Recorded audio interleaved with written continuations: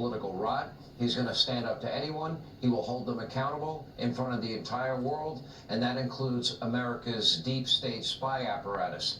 Now, after meddling in the 2020 election with that deceptive letter suggesting that the very real and true Hunter Biden laptop story was likely Russian disinformation, remember 51 former intel officials? Well, they have now been stripped of their security clearance, and that includes a notorious liar, former Marxist, John Brennan, who is still lying, and by the way, very sad, he will no longer be able to abuse that special access. Take a look. As you point out, he misrepresented the facts in that executive order because it said that we had suggested that the Hunter Biden laptop story was Russian disinformation. No, we said it was one of the hallmarks of Russian information operations, including the dumping of accurate information, which is what we said in that letter. Right where he belongs, over there at the conspiracy peddling MSDNC. Frankly, he's just lying.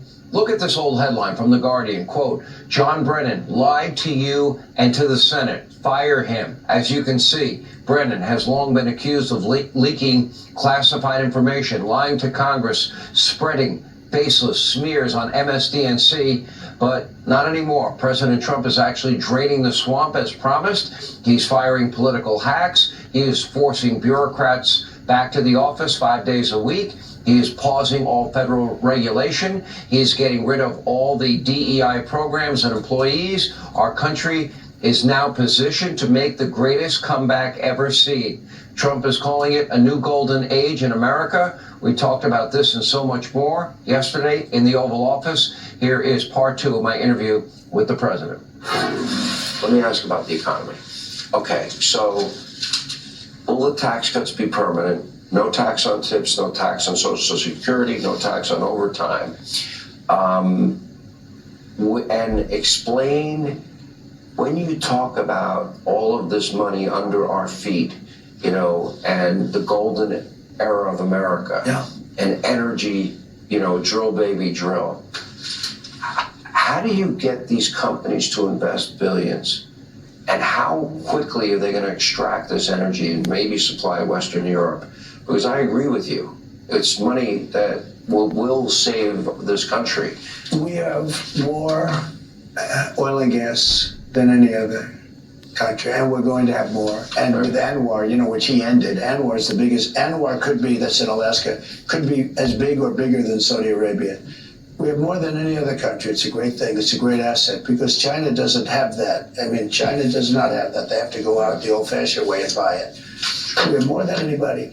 We're going to become a wealthy country again, and energy is going to lead the way. But there'll be other things also, tariffs, because tariffs, you know, we were our wealthiest in the 1890s, okay? And by the way, we're going to rename Mount McKinley into Mount McKinley because he was a great president from Ohio, he was a senator from Ohio. He was a very successful businessman who believed strongly in tariffs. He ran for the Senate, he won. He ran for the presidency, he won. He was ultimately assassinated in his second term, but he made the country very rich.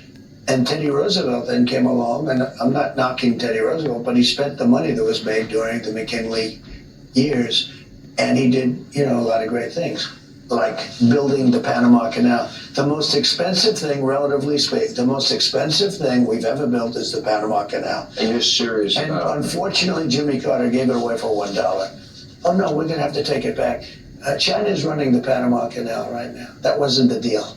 And it should have never been given. Well, the deal was not that China's going to run the Panama Canal. If we became energy dominant and we provided all of Western Europe with our energy, wouldn't that help bankrupt Putin? Number one, he wouldn't be able to fund his wars. And number two, and I think that would make the world a safer place. And the amount of money we're talking about, would America become the single most energy wealthy country in the world?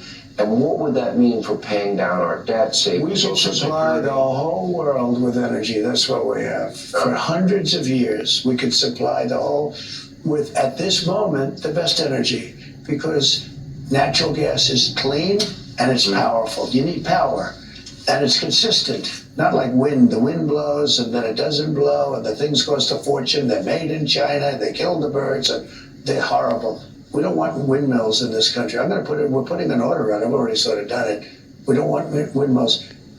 If you have a house and you're in vision of a windmill, your house is worth half. It's a disaster. And nobody wants them, and they're the most expensive energy of any kind of energy.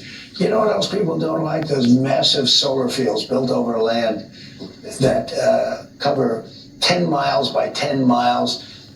I mean, they're ridiculous, the whole thing. And by the way, you know where the panels come from? 100% of the panels are made in China. They're made in China. You had a call with President Xi. We have three top geopolitical foes. We have Russia, China, and Iran. I want to ask you about all three. You put out a statement on Putin today. We'll get to that. But let's start. You had a conversation with President Xi. We have problems with them. They have territorial ambitions with Taiwan, intellectual property theft, their unfair trade practices. How'd that conversation go? It went fine. It was a good, friendly conversation. I had a great relationship with him prior to COVID. I had a very good relationship with him. I thought it was a very good conversation. We've had other communication before that. They are a very ambitious country. He's a very ambitious man. He's a man that was, I don't want to be naive and say my friend, but he was like my friend. We had a very good relationship. I had a very good relationship with Putin also. I would say Iran is a different story. I will be honest with you. Iran is a whole different thing. That's a religious deal that is very dangerous. That's theocracy. Very dangerous. It's a very dangerous situation.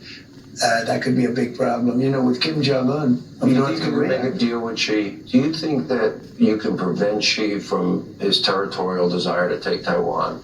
Can you make a deal with him on making more fair trade practices? Because I know you. When you say... No, I can do that because we have something that they want. We have, with a pot of gold. Don't forget, we paid, you know what I lost to China last year? $1 trillion. $1 trillion because of their stupidity with their trade policies. Now, I put tariffs on China